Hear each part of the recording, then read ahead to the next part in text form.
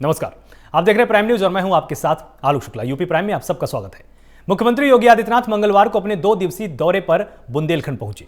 पहले दिन उन्होंने जालौन के लाडापुर दीवार गांव में चित्रकूट से औरैया तक जाने वाले बुंदेलखंड एक्सप्रेसवे का निरीक्षण किया है। इंजीनियरों ने बताया कि एक्सप्रेसवे का निर्माण कर 50% पूरा हो चुका है। इसके बाद मुख्यमंत्री योगी आदित्यनाथ ललितपुर में पिसनारी गांव पहुंचे, जहां उन्होंने बड़ाई बांध परियोजना का लोकार्पण किया। इस मौके पर मुख्यमंत्री योगी ने कांग्रेस पर निशाना साधते हुए कहा, कांग्रेस ने 55 साल तक देश में राज किया, वो गरीबों के लिए काम नहीं करते थे और विकास की परियोजनाओं को भी आगे नहीं बढ़ाते थे।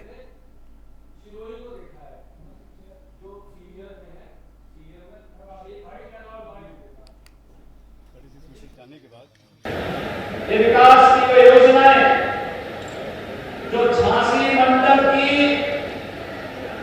1100 करोड़ रुपए की परियोजनाओं का लोकार्पण और 564 करोड़ रुपए की परियोजनाओं का शिलान्यास के साथ आगे हो रहा है।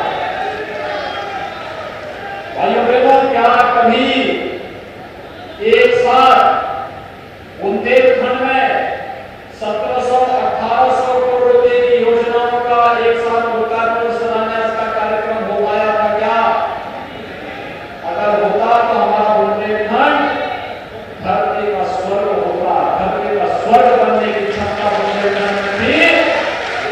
लेकिन इसको आजादी के बाद आने वाली सरकारों ने यहाँ के प्राकृतिक संसाधनों का दोहन और दुरुपयोग अपने स्वयं के और परिवार के हित में तो किया होगा, लेकिन बुंदेलखंड के नौजवानों को रोजगार मिल सके, यहाँ की बहन और बेटियों के चेहरे पर खुशहाली आ सके, हमारे नौजवानों को रोजगार मिल सके, हर खेत को पानी मिल सके और हर घर में नल की योजना आ सके, इस परिकल्पना को साकार किया है प्रधानमंत्री मोदी जी ने। और इसलिए मैं प्रधानमंत्री मोदी जी का हृदय से अभिनंदन करते हुए आप सबकी ओर से, देशवासियों की ओर से उनका आभार भी व्यक्त करता हूं, जिनके जिंदगी में आजादी के बाद पहली बार 2014 में इस देश का गांव बना, गरीब बना, किसान बना, नौजवान बना, महिलाएं बनी, समाज का विभिन्न तबका बना। विकास सबका, लेकिन तुष्टीकरण किसी का नहीं। इस विश्वास के साथ कार्य होना प्रारंभ हुआ है। आज इसका परिणाम हम सबके सामने देखने को मिल रहा है। विकास का कोई विकल्प नहीं हो सकता। बुंदेलखंड के हर घर को जल ये आजादी के पहले 5 वर्षों में मिलना चाहिए था। मिलना चाहिए था कि नहीं मिलना चाहिए था?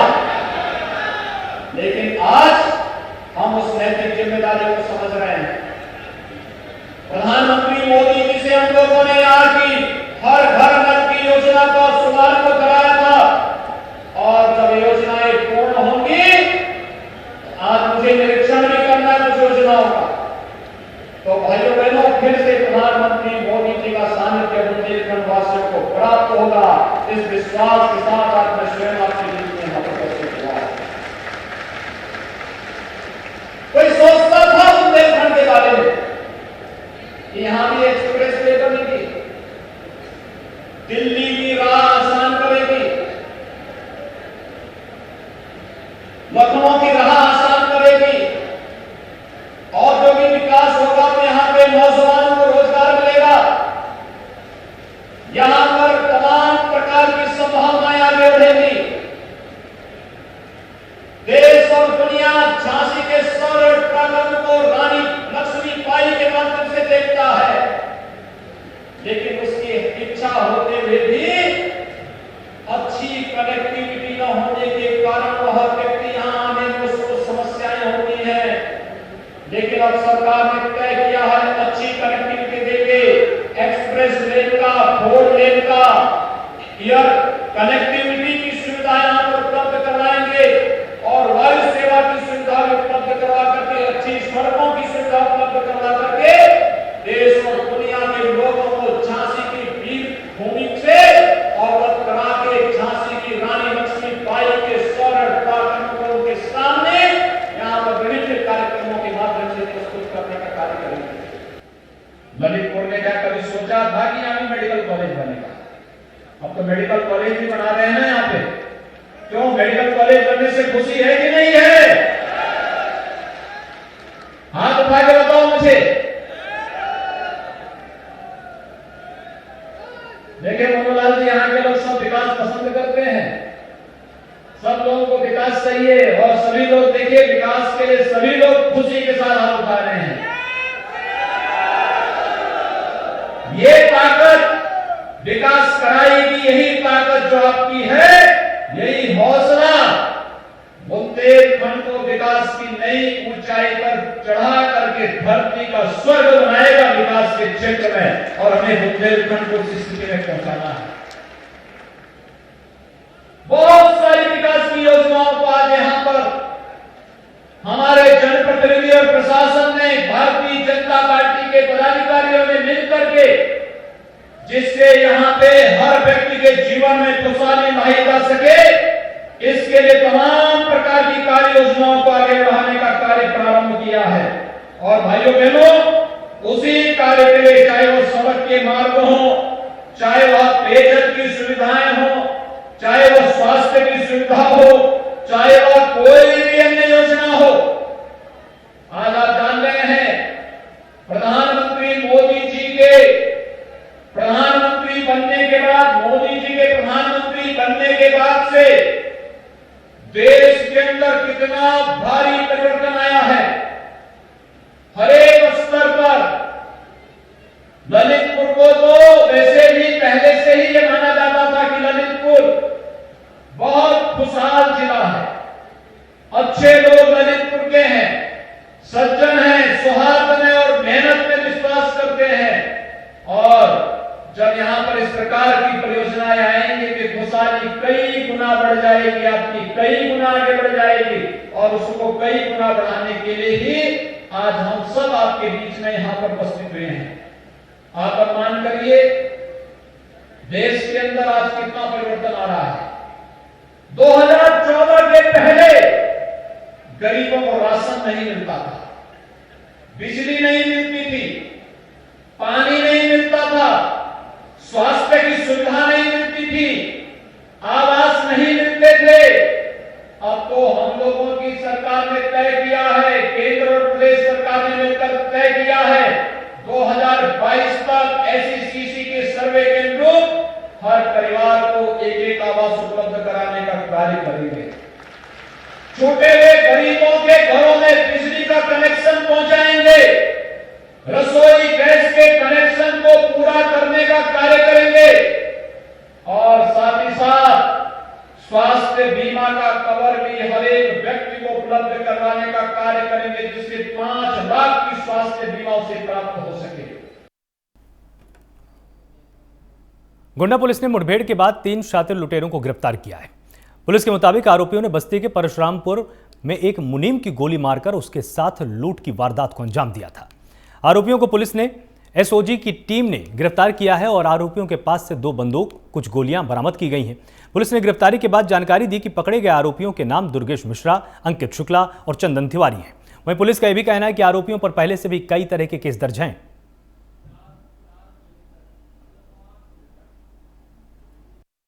19 फरवरी को रात्रि में करीब 10 बजे के आसपास में ये ढुडुआ पांडे गांव है, थाना परशुरामपुर में सरंगी नारी के पास में। यहाँ पे एक सेल्समैन थे जो कि देसी शराब की दुकान से अपने घर पे जा रहे थे, ढुडुआ पांडे अपने गांव में। इसी को रास्ते में कुछ लोगों ने, अज्ञात बदमाशों ने घेर के और इनको पहले मोटरसाइकिल से गिरा दिया और फिर इनको एक गोली पैर में मारी थी और उसके बाद में एक गोली इनको पेट में लगी थी। बाद में इनको यहाँ से लखनऊ रेफर किया गया, जहाँ उनका इलाज हुआ और आज वो सही सलामत है। लेकिन उसी घटना में इनके करीब 45,000 रुपये इनके पास में थे, जिसको कि अज्ञात बदमाशों के द्वारा लूट लिया गया था। इसी पे तभी से लगातार हमारी थाना परशुरामपुर की टीम, एसओजी टीम और हमारी स्वाट टीम, सर्विलांस टीम, इसमें सीओ हरैया के नेतृत्व में काम कर रही थी। मुजफ्फरनगर में गौ संरक्षण को लेकर किए जा रहे काम में अधिकारियों की लापरवाही का मामला सामने आया है। पूरा मामला शहर के भोकर हेड़ी की अस्थायी गौशाला का है, जहां 2 बछड़ों के मरने और कुछ के बीमार हो जाने से लोगों में काफी नाराजगी है। वहीं लोगों का कहना है कि बीते 2 दिन के अंदर 7 गौवंश की भूख से मौत हो गई है। इसके बाद स्थानीय लोग मामले की जांच की मांग कर रहे हैं और दोषियों पर कार्रवाई की बात कह रहे हैं।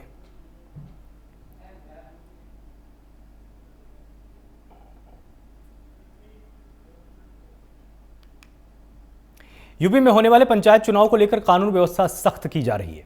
वहीं इस कड़ी में प्रशासन ने यूपी पंचायत चुनाव के चलते नकली शराब को लेकर छापेमारी की है। इस दौरान एसडीएम और सीओ ने छापेमारी की, जिसके बाद प्रशासन ने बड़ी मात्रा में अवैध शराब का जखीरा पकड़ा है और उसे नष्ट भी किया। हालांकि पुलिस की छापेमारी के दौरान शराब तस्कर मौके से फरार होने में कामयाब रहे। फिलहाल पुलिस फरार आरोपियों की तलाश कर रही है।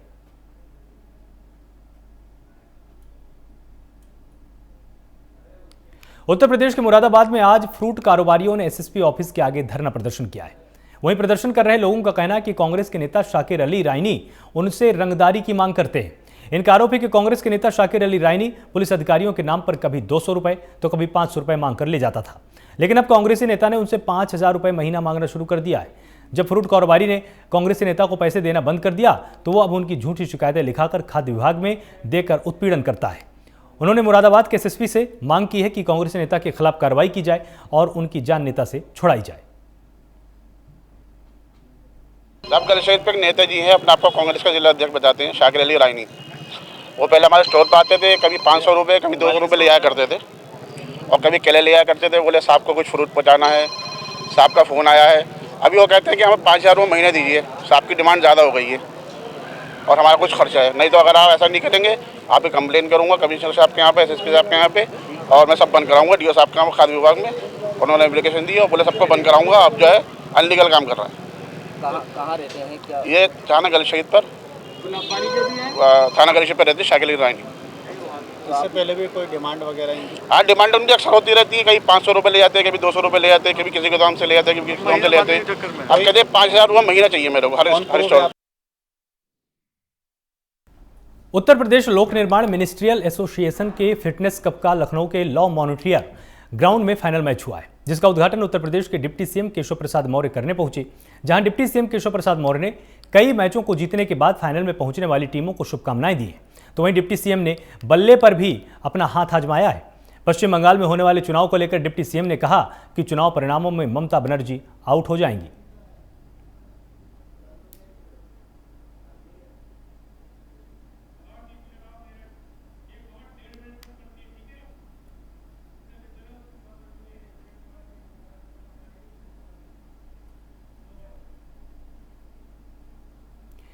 वहीं पर डिप्टी सीएम दिनेश शर्मा मेरठ के भराला गांव पहुंचे, जहां राज्य मंत्री सुनील भराला ने दिनेश शर्मा का स्वागत किया है। डिप्टी सीएम दिनेश शर्मा ने जनसंघ काल के वरिष्ठ नेता और सुनील भराला के पिता पंडित मलखान सिंह भारद्वाज की प्रतिमा का अनावरण किया है। इस दौरान कार्यक्रम में कई मंत्री, विधायक और बीजेपी की पदाधिकारी मौजूद रहे। कार्यक्रम का आयोजन मेरठ के भराला स्थित एमएसबी कॉलेज में किया गया है। तो मेरठ के एमएसबी कॉलेज में इस कार्यक्रम का आयोजन किया गया। दिनेश शर्मा का सुनील भराला ने भी यहां पर स्वागत किया है।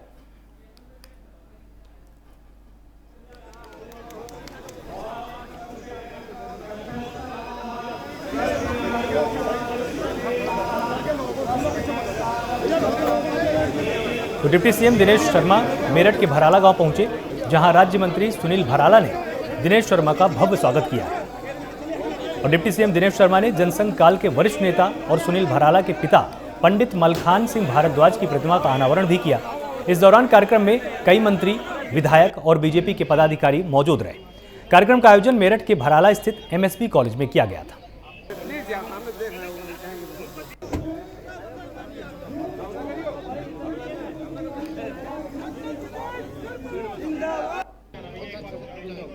लोकतंत्र सेनानी परम श्रद्धेय पंडित मलखान सिंह भारद्वाज की मूर्ति का लोकार्पण किया गया है और ये डॉक्टर दिनेश शर्मा जी ने किया है, उप मुख्यमंत्री उत्तर प्रदेश सरकार।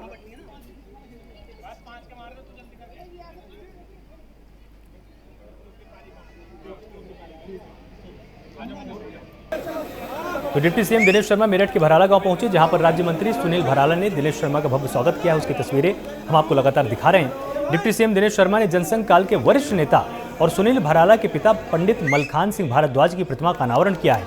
इस दौरान कार्यक्रम में कई मंत्री, विधायक और बीजेपी के तमाम पदाधिकारी भी मौजूद रहे। कार्यक्रम का आयोजन मेरठ के भराला स्थित एमएसबी कॉलेज में किया गया।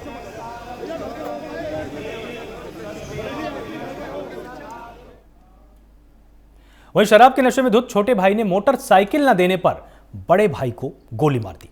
गोली लगने से बड़े भाई की मौके पर ही मृत्यु हो गई, जिसके बाद छोटा भाई मौके से फरार हो गया। सूचना पाकर मौके पर पहुंची पुलिस ने शव को कब्जे में लिया है और आरोपी की तलाश में जुटी हुई है।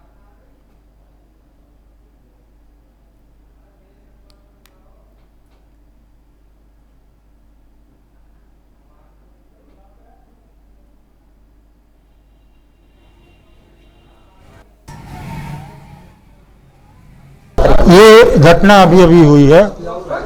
छोटे भाई ने जो है बड़े भाई की हत्या कर दी। मृतक के पिता ने ये बताया कि छोटे भाई जो है शराब के नशे में था और गाड़ी की चाबी मांग रहा था, तो शराब के नशे में गाड़ी का चलाया जाना उचित नहीं था, इसलिए मना किया। बड़े भाई ने इसी खुन्नस में जो है अवैध असलहे से जो है अपने बड़े भाई की हत्या कर दी। इस समय पुलिस की टीमें सक्रिय कर दी गई हैं उसकी गिरफ्तारी के लिए और शीघ्र गिरफ्तारी की जाएगी।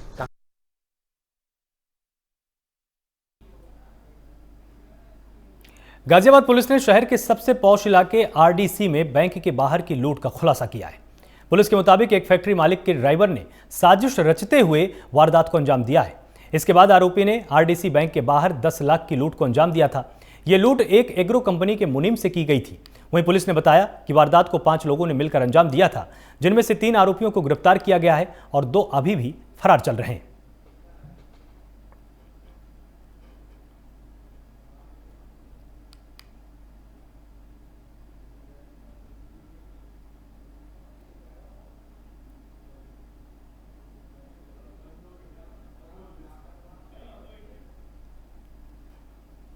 तो वहीं हरदोई में एक टीचर पर दुष्कर्म और फिर वारदात का वीडियो वायरल करने का आरोप लगा है। पुलिस के मुताबिक पीड़ित लड़की ने पुलिस के पास अपनी शिकायत दर्ज की है। वहीं पुलिस ने पीड़ित की शिकायत पर मामला दर्ज कर लिया है और आरोपी से पूछताछ की जा रही है। मामले में पूर्वी इलाके के एएसपी अनिल कुमार सिंह ने बताया कि आरोपी टीचर और उसके 2 साथियों के खिलाफ केस दर्ज करके जांच शुरू कर दी गई है। साथ ही पुलिस ने आश्वासन दिया है कि दोषियों को किसी भी हाल में बख्शा नहीं जाएगा।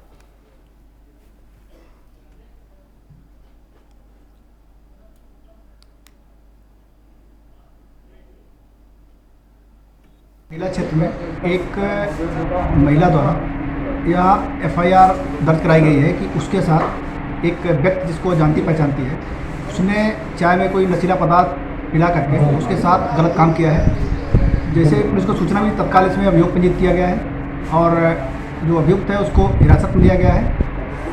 पीड़िता का मेडिकल कराया जा रहा है। जो भी 164 बयान के आधार पर जो भी साक्ष्य आएंगे उसके आधार पर आवश्यक विधिक कार्रवाई पुलिस द्वारा की जाएगी। फिरोजाबाद में करीब 1 दर्जन बदमाशों ने एक दंपति को घर में बंधक बनाकर मारपीट और लूटपाट की।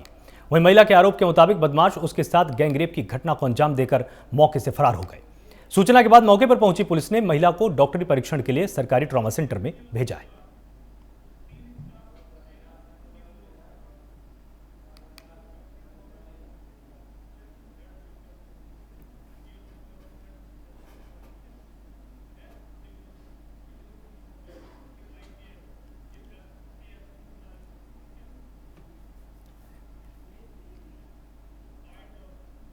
पूरा मामला थाना फरिया जनपद फिरोजाबाद का है, जिसमें एक सतीश खान नामक व्यक्ति ने, जिनकी उम्र करीब 50 वर्ष है, उन्होंने एक तहरीर दिया है कि उनका राम नरेश यादव से इको गाड़ी को लेकर विवाद चल रहा है।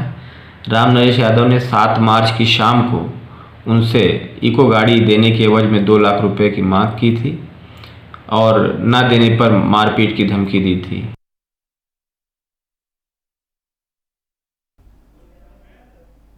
बुलंदशहर में एक बार फिर से रिश्तों का कत्ल हुआ है। बुलंदशहर के शिकारपुर क्षेत्र में एक रिश्ते में लगने वाले चाचा ने मोहब्बत में नाकाम होने के बाद अपनी भतीजी को चाकुओं से गोदकर मौत के घाट उतार दिया। पुलिस ने आरोपी के खिलाफ वादी की तहरीर पर मुकदमा दर्ज किया है और आरोपी को गिरफ्तार भी कर लिया है।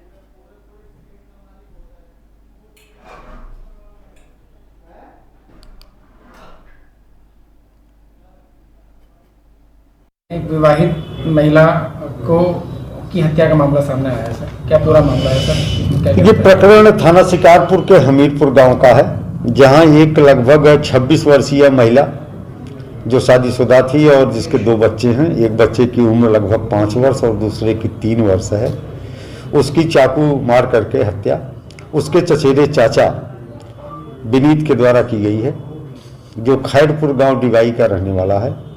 प्रकरण इस तरह का है कि चचेरा चाचा और भतीजी के बीच में अवैध संबंध काफ़ी दिनों से थे और 14 फरवरी को वैलेंटाइन डे के दिन ये महिला अपने चचेरे चाचा के साथ घर छोड़ के चली गई थी अपनी ससुराल से और नोएडा में जाकर के एक दूसरी चचेरी बहन है उसके सौजन्य से वहीं कमरा लेके दोनों रहने लगे थे।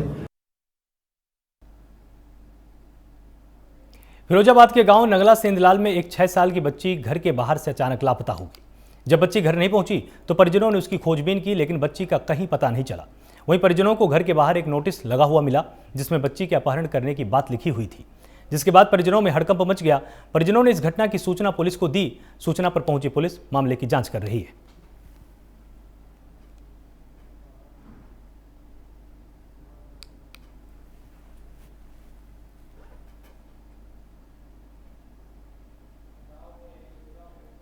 सुबह 5 बजे करीब हमारी छोटी वाली बहन गायब हो गई है।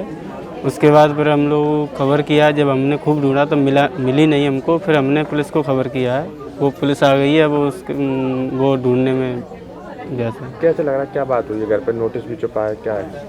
अब ये तो कुछ नहीं कह सकते इस बारे में, तो मेरे को खैर पता नहीं है कि कैसे क्या होता है। आज सुबह एक सूचना प्राप्त हुई थाने को कि नगला सैदलाल में एक बच्ची है लगभग 6 वर्ष की हिमांशी, वो गायब हो गई है। और उसके जो घर है, ये गांव के बाहर एक घर बना हुआ है इनका, उसके बाहर कुछ कागज़ पर किसी ने लिख के चिपका दिया था कि हिमांशी को वो ले गए हैं और उनकी जो बड़ी लड़की है उसके साथ विवाह वाली बात है कि अगर ये नहीं करेगी तो उसको मार देंगे, ऐसी सूचना मिली थी। इस पर तत्काल थाने की पुलिस और हम वरिष्ठ अधिकारी गण यहाँ पर आए हैं और मौके पर हम जितनी भी चीज़ें हैं उनको देख रहे हैं, तलाश रहे हैं और उसके अनुसार हम इन्वेस्टिगेशन करेंगे। आज सुबह एक सूचना प्राप्त हुई थाने को कि नगला सैदलाल में एक बच्ची है लगभग 6 वर्ष की हिमांशी, वो गायब हो गई है। और उसके जो घर है, ये गांव के बाहर एक घर बना हुआ है इनका, उसके बाहर कुछ कागज़ पर किसी ने लिख के चिपका दिया था कि हिमांशी को वो ले गए हैं और उनकी जो बड़ी लड़की है उसके साथ विवाह वाली बात है कि अगर ये नहीं करेगी तो उसको मार देंगे, ऐसी सूचना मिली थी। इस पर तत्काल थाने की पुलिस और हम वरिष्ठ अधिकारी गण यहाँ पर आए हैं और मौके पर हम। बिजनौर के जहांगीरवाला गांव में मामूली बात को लेकर 2 पक्षों में जमकर विवाद हुआ है। इसके बाद देखते ही देखते विवाद खूनी संघर्ष में भी तब्दील हो गया। विवाद के चलते दोनों पक्षों में जमकर लाठी डंडे चले। वहीं इस विवाद में 5 लोगों के घायल होने की खबर भी सामने आई है। मामले की जानकारी मिलने के बाद पुलिस ने घायलों को इलाज के लिए अस्पताल में भर्ती कराया और मामले की जांच कर रही है।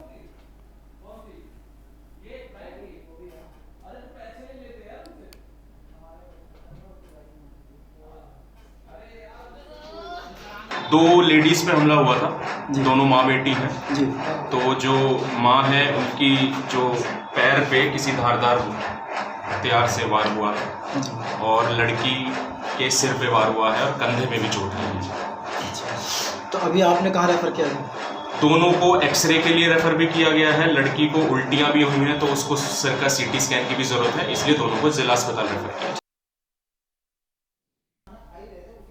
गाजियाबाद के साहिबाबाद पुलिस ने फर्जी पुलिसकर्मी बनकर ऑटो ड्राइवर से पैसों की अवैध वसूली करने वाले 2 लोगों को गिरफ्तार किया है।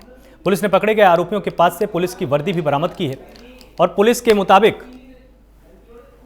पुलिस ने अवैध हथियार भी बरामद किए हैं। वहीं पुलिस ने बताया कि पकड़े गए आरोपियों ने फर्जी तरीके से पुलिस के ID कार्ड बना रखे थे।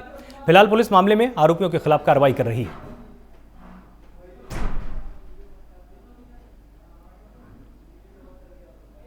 थाना साहिबाबाद पुलिस द्वारा दिनांक 8 मार्च 2021 की रात्रि लगभग 11:30 बजे मोहन नगर चौराहे के पास से पुलिस की वर्दी धारण करके फर्जी सिपाही बनकर ऑटो वालों को डरा धमकाकर पैसे वसूलने वाले 2 अभियुक्तों दिनेश कुमार और संदीप को गिरफ्तार किया है।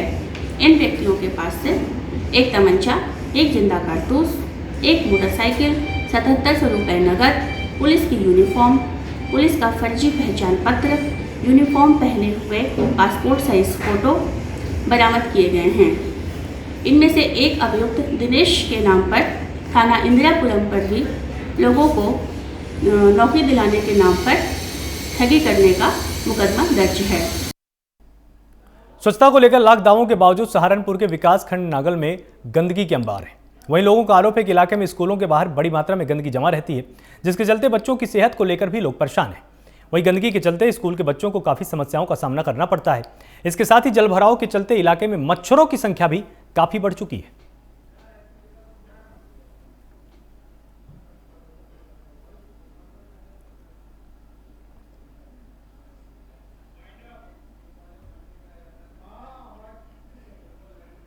यूपी प्राइम में फिलहाल इतना ही। आप सब लगातार जुड़े रहिए प्राइम न्यूज के साथ।